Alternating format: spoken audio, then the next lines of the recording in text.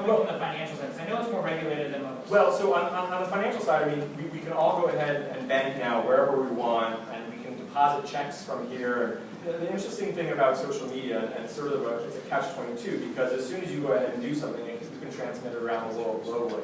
But there's a fascinating thing that we saw here at the Chamber, and it was really based on an idea that Mark had for this mega networking event that we had how many years ago?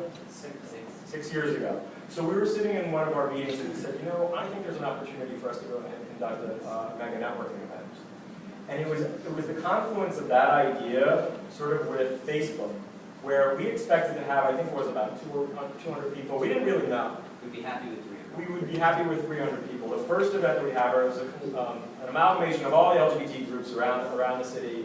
We ended up ordering 800 name tags and ran out of them after we think we estimated about close to 1,000 people. And so what we realized from that experience was the power of social media within business, and that's the piece that you focus on. And as we teach our students of entrepreneurship, is that your ability to go ahead and have a megaphone is now as big as the message that is as appealing to the audiences that you can make it. So what it's done is it's democratized the megaphone, and some changes in how technology, new media, the way that we go ahead and conduct entertainment, all of that's changing, and it's changing at a very, very fast rate, and it's going to continue to change in a variety of different ways. Within the financial services field, because it's so regulated, there may be some slower changes as a result of that. I think the more regulated fields are, there's a propensity to change a little bit less quickly.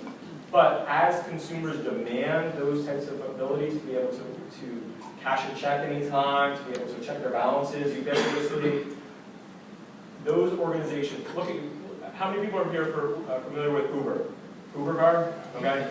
So if you're familiar at all with Uber, what kind of company is it? A taxi company, transportation company, or a technology company? Technology company. They're fighting tooth and nail with every taxi commission almost around the world. In order, why?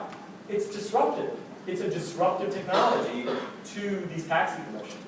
So I think the ability to disrupt the way that things have been is very, very exciting. It's also a little threatening. Yeah.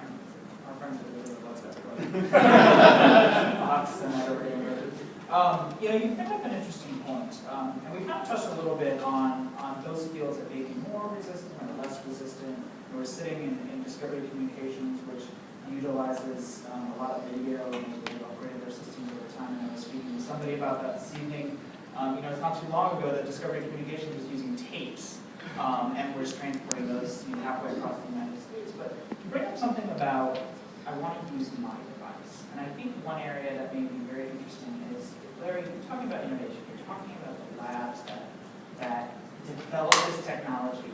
How does a corporation, when you're talking about privacy and security of a corporation, but you're trying to implement new technologies, and some of the, you have